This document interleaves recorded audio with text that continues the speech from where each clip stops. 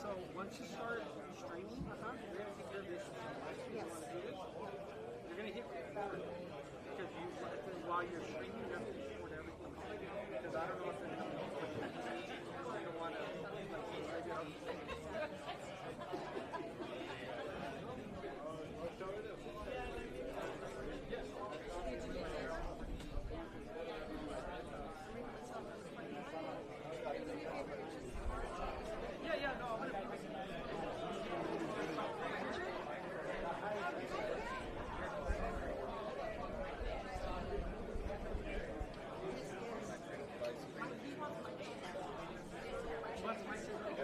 Ladies and gentlemen. David, you hear me?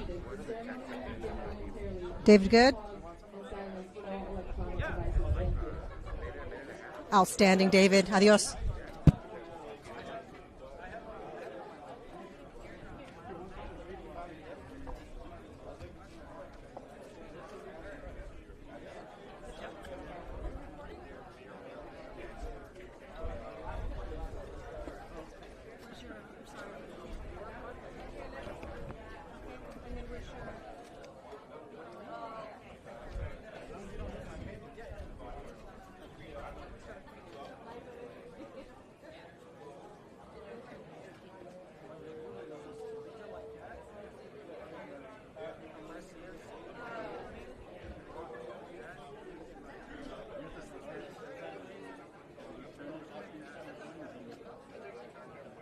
Good morning.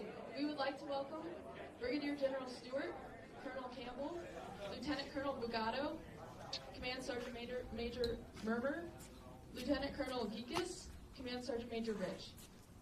Any Gold Star families, former prisoners of war, officers, non-commissioned officers, soldiers, El Paso community members, families, and friends. Welcome to the building dedication ceremony for Sergeant Donald R. Walters of the 507th Maintenance Company. The host for today's ceremony is the commander of the 5th Battalion, 52nd Artillery Regiment, Lieutenant Colonel Demetrius Geekus. Our keynote speakers for today's ceremony are the commander of the 5th Battalion, 52nd Air Defense Artillery Regiment, Lieutenant Colonel Geekus, the former 32nd Army Air and Missile Defense Command, Command Sergeant Major retired Jerry E.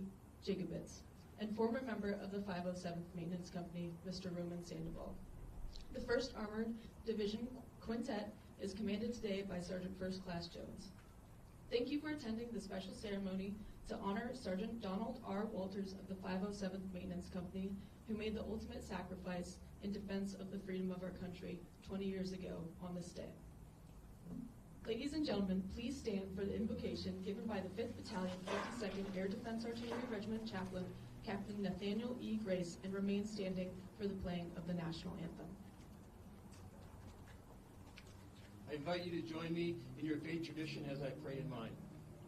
Almighty God, creator of heaven and earth, Lord, today we gather in honor of the memory of Sergeant Donald Ralph Walters of the 507th Maintenance Company.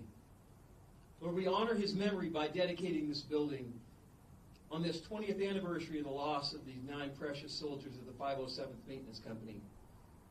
Lord, I look back to your word that gives us an example set by Samuel, for history shows that he took a stone and set it up between Mizpah and Shin.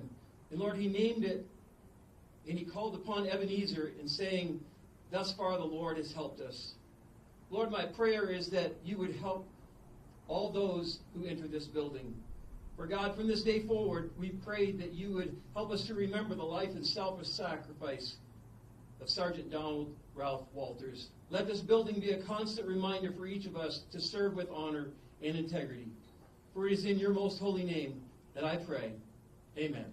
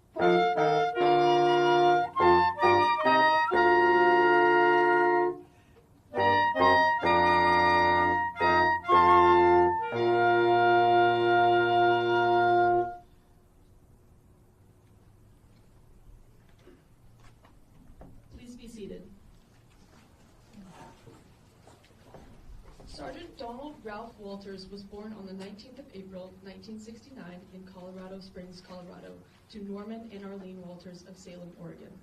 Sergeant Walters grew up in Colorado, where his father was a trombone player at the Air Force Academy. The family moved to Salem, Oregon in 1981, where he would graduate from North Salem High School. A year after graduating high school, Sergeant Walters enlisted in the United States Army and was a veteran of the 1991 Persian Gulf War. In 1992, he left the Army and joined the reserves and moved to Kansas City, Missouri. Sergeant Walters would later re-enlist and deployed with the 507th Maintenance Company in February of 2003. On the 23rd of March 2003, during Operation Iraqi Freedom, the 507th Maintenance Company was ambushed at An Nazariya, Iraq, near the Euphrates River. In the ambush, 11 soldiers were killed and 6 were captured, including Sergeant Walters. Sergeant Walters displayed a courage that reflected his gallantry to serve his country and fellow soldiers caught in the ambush. He was captured and became a prisoner of war, later paying the ultimate sacrifice. For his actions, Sergeant Donald R. Walters posthumously received the Silver Star. Today we honor Sergeant Walters of the 507th Maintenance Company by dedicating Building 2466 in his honor. Ladies and gentlemen, please welcome the commander of the 5th Battalion, 52nd Air Defense Artillery Regiment, Lieutenant Colonel Demetrius Kikas.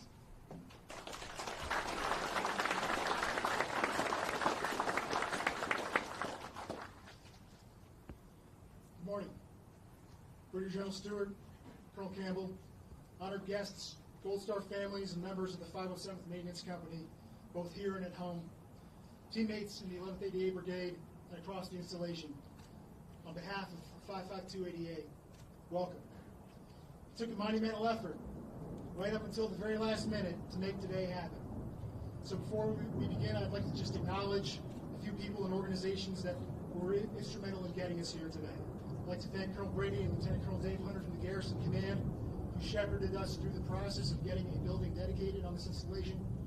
Colonel Townsend and the 32nd AAMDC staff who went to bat for us on the funding, and 55288 Battalion staff who did the legwork to take intent and turn it into reality for today. I also want to thank the 180 Band for being here, the quintet, and also Echo Company, soldiers of Echo Company who set all this up and who make it happen every day where the rubber meets the road. Without your efforts, today would not have been possible, but we're here today. And what a beautiful day in El Paso it is. It's a great day to be a soldier, as I said in my remarks this morning, but also a hallowed and auspicious day. A day that for the former members of the 507th Maintenance Company and the currently serving of members of the now Echo Maintenance Company, 5th Battalion, 52nd Air Defense Artillery, this day is imbued with special memory and solemn purpose. As we in this unit do every year on this day, we commemorate the events of Operation Iraqi Freedom that took place on 23 March 2003. In the ambush, the 507th Maintenance Company suffered a tragic loss of some great soldiers, great people, teammates, loved ones, family. On that day, as U.S. ground forces penetrated further into southern Iraq, they fell under attack. When it was time to fight, the soldiers of the 507th Maintenance Company fought hard. They defended and aided each other. They repelled repeated attacks, inflicting casualties on the enemy, while overcoming hastily prepared obstacles. Of the 18 vehicles and 33 soldiers in the convoy that were attacked in An Nazariya that day, 11 soldiers and 2 soldiers from the Forward Support Battalion were killed. 6 were captured, and 9 of the 22 soldiers that survived the ambush were wounded. That's a devastating loss to a company of 82 soldiers. Killed in action from the 507th were Chief Warrant Officer 2 Johnny Mata, First Sergeant Robert Dowdy, Sergeant Donald R. Walters, who we commemorate here today, Specialist Jamal Addison, Specialist James Keel, Specialist Lori Piestewood, PFC Howard Johnson II, Private Ruben Estrella, and Private Brandon Sloan. This building behind me will today be dedicated to honor and memorialize Sergeant Donald R. Walters, a bronze plaque which is sure to outlive us all. Bearing his Silver Star Medal citation affixed to the structure will serve as both a constant reminder to us of our duty as soldiers and the enduring account of Sergeant Walters' gallantry in combat. Fortunately for us all, this citation does not give us a complete account of Sergeant Walters' exploits that day. The Army conducted multiple inquiries into the events of the ambush in an effort to better piece together the chaotic events that transpired and to determine what soldiers' actions were that day. What we know from debriefings, eyewitness accounts, and artifacts found at the scene is that in the opening moments of the ambush, Sergeant Walters' vehicle was disabled and he was separated from his unit. Fighting a running battle while trying to get back to his teammates, he engaged the enemy until his ammunition ran out and was seriously wounded prior to his capture by Saddam Fedayeen. Taken prisoner along with 6 of his comrades, being wounded, and having already fiercely resisted the enemy forces, he was executed by his captors, making the ultimate sacrifice in service to the nation. Sergeant Walters was laid to rest at Fort Leavenworth National Cemetery, survived by his widow, 3 children, and his parents. For his gallantry, he was posthumously awarded the Silver Star Medal. Lieutenant General William S. Wallace, the 5th Corps commander, who served in Iraq and who presented the medal to Sergeant Walters' family, said, "The exact events during the ambush in Nasiriyah will never be completely known but to God and by those who perished in the struggle." In the aftermath, the soldiers of the 507th Maintenance Company ended up setting the example of bravery that became emblematic of American service members over the subsequent decade of conflict in Iraq. Beyond this, the Army learned a great many lessons from the ambush. And the fight of the 507th, tragic as it was, taught the Army the lessons it needed to learn to make the Army better.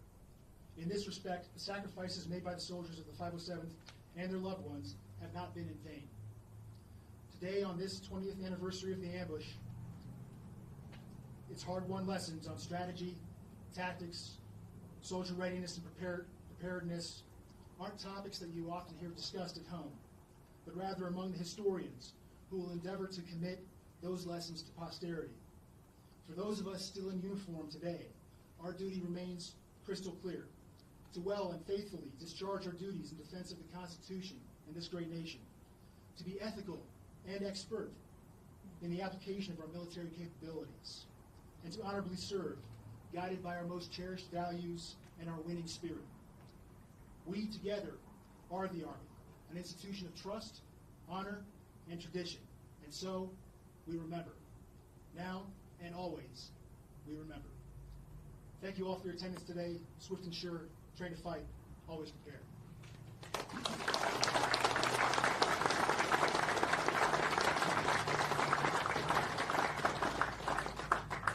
Ladies and gentlemen, please welcome the former 32nd Army and Air and Missile Defense Command, Command Sergeant Major retired, Jerry E. Jacobitz.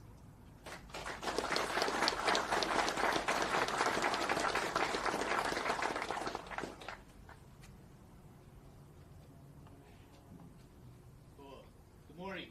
It's always great to be standing in front of a formation of 32nd WDC soldiers, and it's truly an honor to be here. So, first of all, General Stewart, Colonel Campbell, I promoted you, sir. Cool. Colonel Brigado, Colonel Geekus, Sergeant Majors Rich, all the team members out there. Thank you so much for inviting me here today to be able to just share a few words, to share in this ceremony. And to the 1st Armored Division Band, lovingly known as the best band on this side of the Rio Grande, thank you for doing the national anthems for us. It was wonderful. We'll give them a round of applause.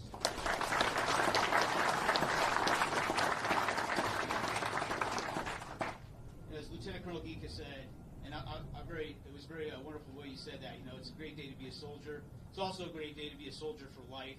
Even though I'm retired, I still carry that on with me. That being a soldier is the best job that you can have in the world. So good morning again. Thank you for allowing me to be part of the ceremony to honor the brave soldiers of the 507th Maintenance Company, who demonstrated their courage and resilience in the face of unimaginable challenge during the Battle of Nasiriyah in Iraq. Leaders like Sergeant Donald Walters, who we're going to name this building after in a few minutes.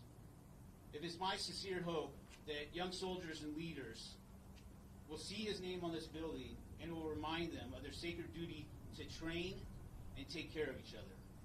This unit and the actions of the soldiers during the battle hold a very special place in my heart. So 20 years ago today, I was a PLDC instructor, which is now known as BLC.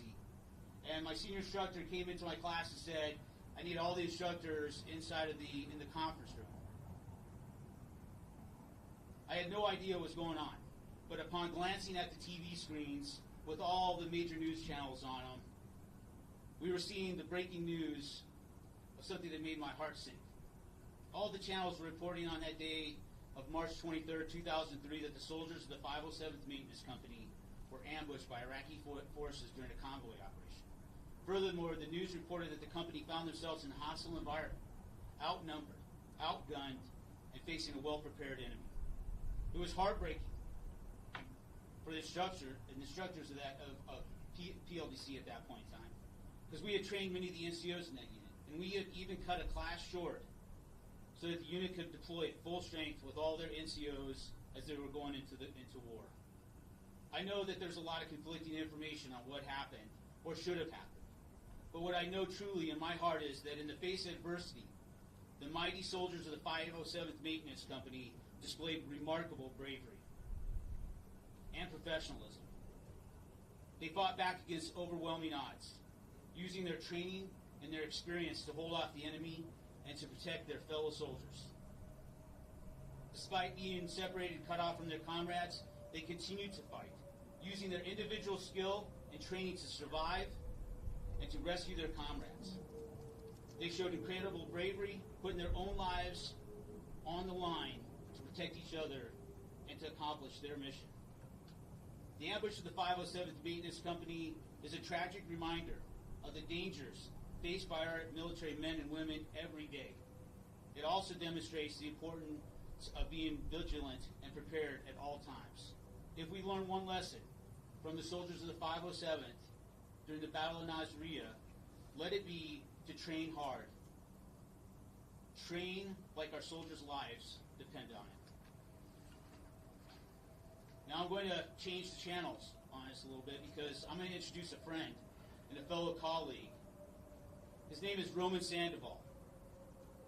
Roman was born and raised here in El Paso, Texas, and he joined the U.S. Army on July 26, 2001, at the young age of 19 years old. He was stationed at Fort Bliss in January of 2002, where he was assigned to the 507th Maintenance Company, 552 11th Brigade. He was a member of the 507th Maintenance Company from January 2002 through July 2005 as a unit dispatcher and motor pool clerk. And he deployed with the unit in February 2003 to Kuwait and then on to Iraq in March 20, 2003, March 20, 2003, my apologies. I have the distinct honor of working with the city of El Paso and working with people like Roman Sandoval. I didn't know at the time when I came to the city, but just a couple of offices down from where I work at was a soldier of the 507th Maintenance Company that went through this battle. And he represents, the over 700 veterans we have in the city of El Paso. But Roman Sandoval, I just want to tell you, you're a friend and a personal hero of mine. So in saying that, let's extend a round of applause for Roman Sandoval.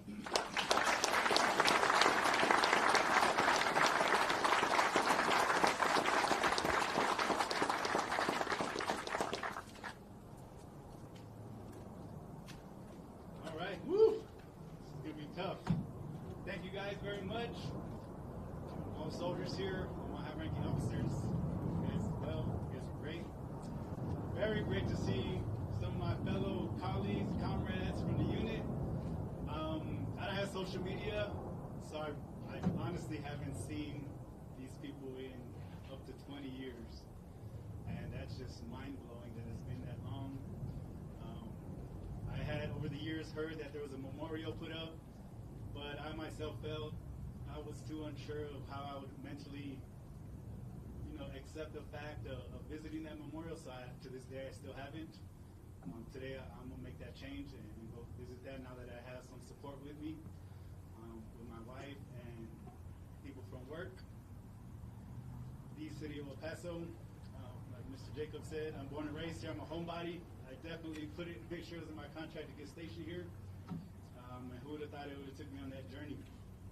But before I get into my spiel, I did want to touch on Sergeant Walters a bit.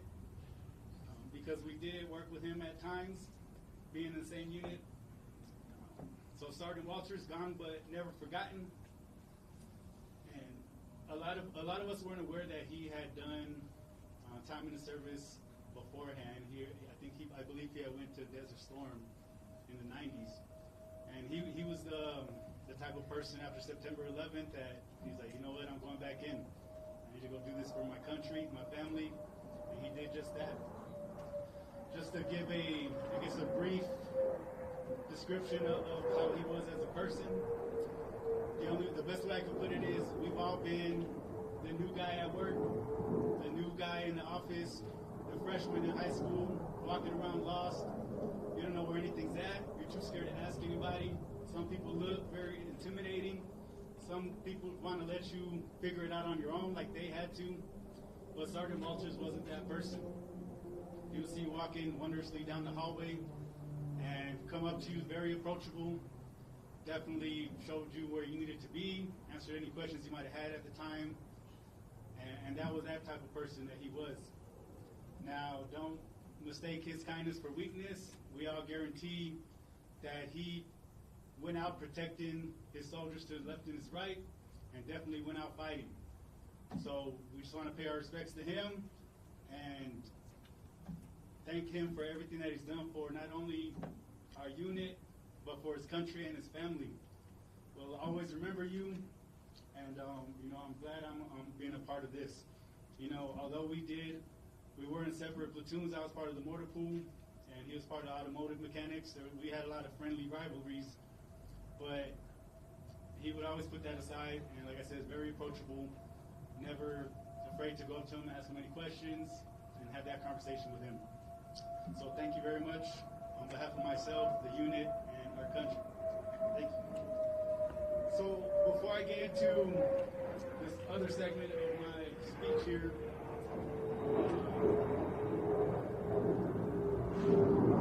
the approach I was taking it is what would I tell myself 20 years ago? I was 20 years old at the time. And so that's how I kind of, the very last minute, by the way, but it's all good. That's how we roll. And so that's the approach I'm taking, just in case you're wondering what point of view here. So I just wanted to take this opportunity to touch on a couple of important topics. The first being the importance of training. I work with the City of El Paso, the Human Resources Department. We do give often a lot of training, some more serious than others, but I'll touch on that in a second. Although, there may be a very small chance that you out here have to find yourself in a combat situation or any kind of traumatic situation, such as what happened to our unit. I hope that you all take your training seriously, whether it's military training or any other part of your life down the line. It's one of those things where those skills that you learn during any kind of training is you better have it and not need it rather than need it and not have it. All right? So, for example, we have an active shooter training that we give to employees. Some of you may have been aware of the shooting at our Walmart a few years back, and of course any mass shootings that happen in the schools, which is sadly why we have to implement trainings like this. But it never fails that, I hear employees in the background muttering to themselves, asking, what are the odds of this happening to us or happening here? So I kindly have to address that comment and let them know, how about you learn what you're supposed to learn, train on what you're supposed to train on, figure it out first, and then you can go make your complaints and gripes or whatever you need to go do. Because, come down to it, I'd rather have somebody next to me to my right or my left that did take that training seriously versus somebody that just, excuse my French, but half-assed it. So I know we went through a lot of training. 20-year-old me, before we got deployed, may not have understood the importance of every training that was given to us. But for you guys out there, these trainings are there for a reason, and so take them seriously. Of course, we all pray that we never have to be in situations as this, but you never know. The second thing I wanted to touch on, which is something that has been brought up within the last few years, especially with the whole COVID lockdowns and everything, was I wanted to address the importance of mental health. Now, I have to be honest, back in the day, young me, 19, 20, 21 years old, thought mental health or being mentally tough meant to not show emotion, to just hide everything deep down, never let anybody know what you're going through, have your game face on at all time, never asking for help. And that's what I thought back then. And I've come a long way to realize that that's not the case. Mental health is extremely important, especially if you have gone and experienced any type of traumatic event. Because I know some of my fellow soldiers here, I'm sure they can attest to this, that it can be taxing on your body physically. It can be taxing on your family and friends, your workplace. It can eat away at you a little bit at a time. So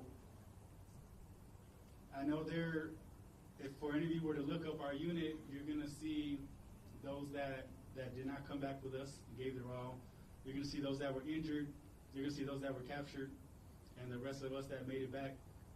But what you won't see when you look up our unit are those couple of soldiers that did have mental health issues and for whatever one reason or another ended up, taking their own life. That's something that really hit, and why I decided to look into my own personal mental health more, because I felt like each year that passed, it just kept on piling on, right? So whether you think you have something wrong with you or not, mentally, your family, friends, coworkers may be thinking different, right?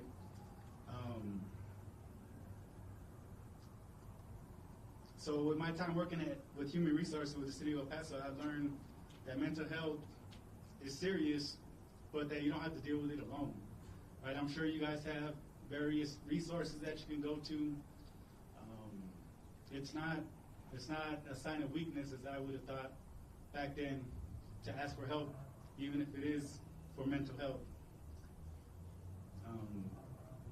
Life is a roller coaster. It's going to have its highs, and it's definitely going to have its lows. I was going through my photo album last night, going through these old memories, and I found a news article that my dad had kept away. I actually had come out in the El Paso Times because I got recognized by the Fort Bliss, the commanding general of Fort Bliss. And, I was very high speed at the time. I felt like I was, untouchable. But I also have experienced the lows. I also had my share of downward spirals, mental issues, depression. It led to being overweight, high blood pressure, issues in my family, workplace, everything, right? So expect the highs and the lows, and just kind of be a lot more prepared on how to deal with that. So the reason I say it like that is because there are trainings given referencing mental health, and those you might think to yourself, I'm good, I don't have to worry about that, but that might not be the case, right? So at least know that there's others like you that may be going through stuff like that, and that you're not alone.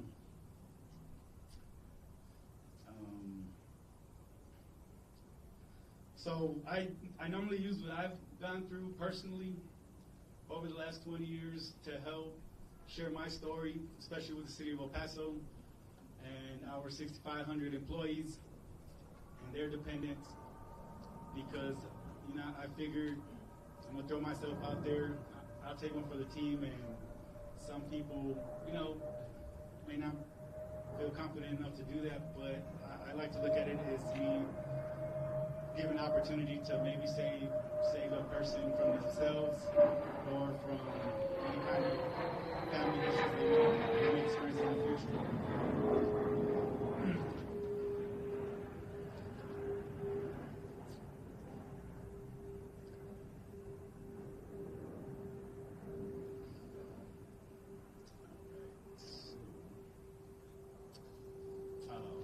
Yeah, and just as far as mentally being healthy, it's just as important as your diet and nutrition, your PT, physical health, your well-being.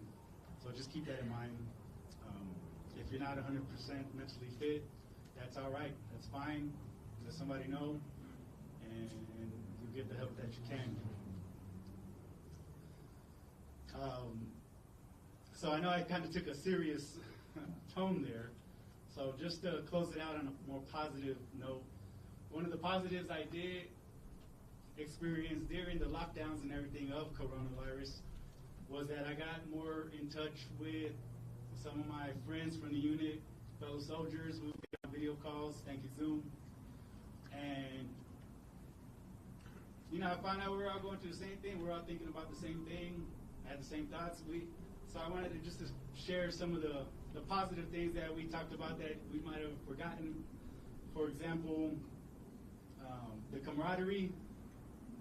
Now, a lot of us, we did have our friendly rivalries, but when we came together as a unit and we challenged other of the other batteries, whether it be in sports or whatever kind of competition, we did come together and we were strong as a team, won multiple championships, and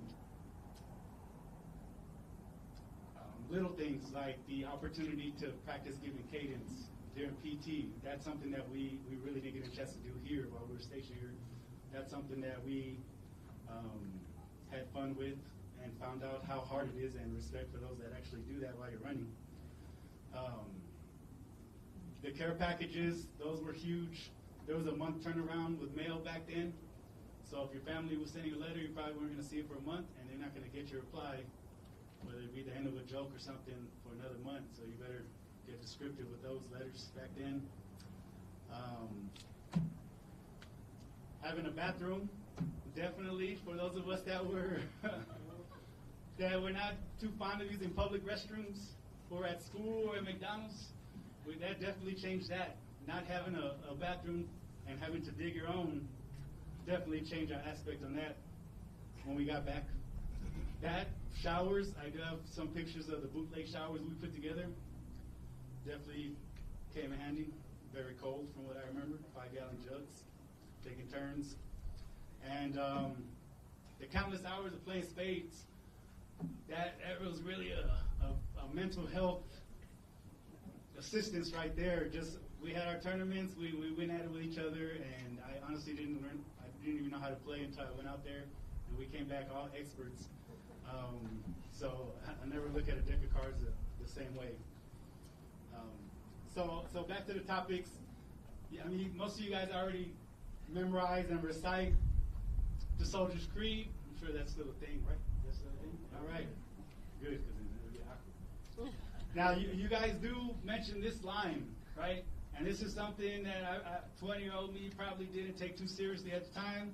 I am disciplined, physically and mentally tough, trained and proficient in my warrior tasks and drills. That addresses both items that I touched on today. Being proficient and trained, taking that serious, it's in there for a reason, and being mentally tough. Both of those items are in there for a reason, right? Don't just recite it and say it because you have to. You got to be able to understand what those words mean and what they're in there for. All right, I'm glad that's still around. We definitely have to recite that on a regular. But with that being said, thank you guys very much for this opportunity. It feels great to see you guys back here in the second row. I honestly didn't know what to expect by coming here, but you guys gave me that extra push. Just even seeing you guys to come up here and do this, definitely avoided it over the years. To my fellow soldiers that gave it their all and didn't make it back with us, to my fellow soldiers that may have got injured while they were out there, to my fellow soldiers that may have got captured while they were out there, to my fellow soldiers that we have lost since then for whatever reason, and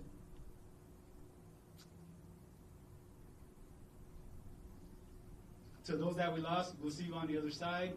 Thank you guys very much. I'll get in touch with you in the second row in a little bit afterwards. I'm actually ready to go see this memorial for the first time, And I'm glad I was given this opportunity to share this moment with you guys. All right, so thank you very much.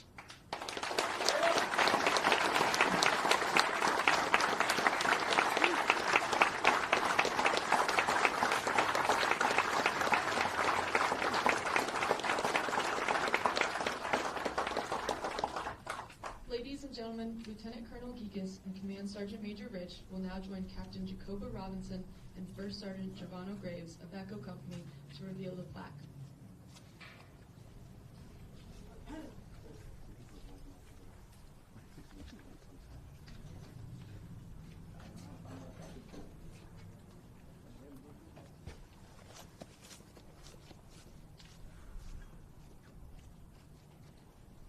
The plaque reads, Donald Ralph Walters, born 16 September 1969, killed in action 23 March 2003.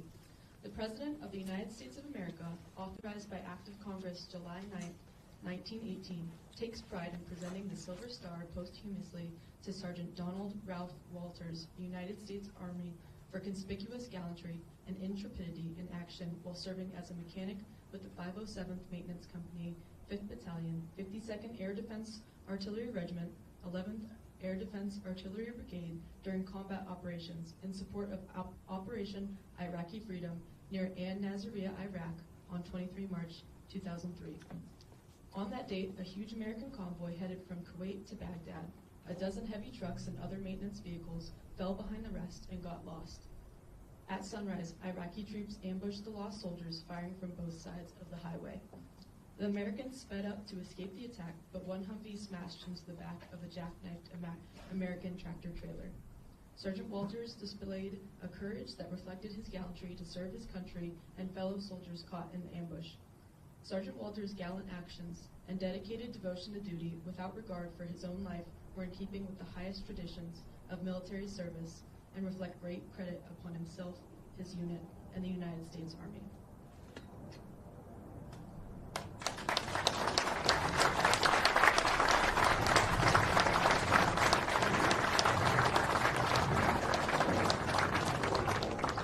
Ladies and gentlemen, please rise for the playing of the Army Song.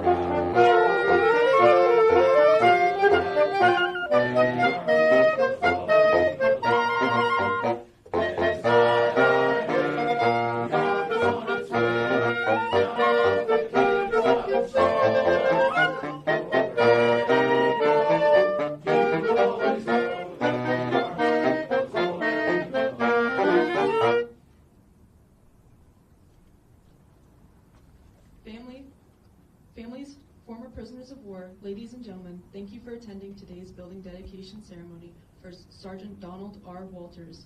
Know that our fallen heroes will live forever in our memories. This concludes today's ceremony.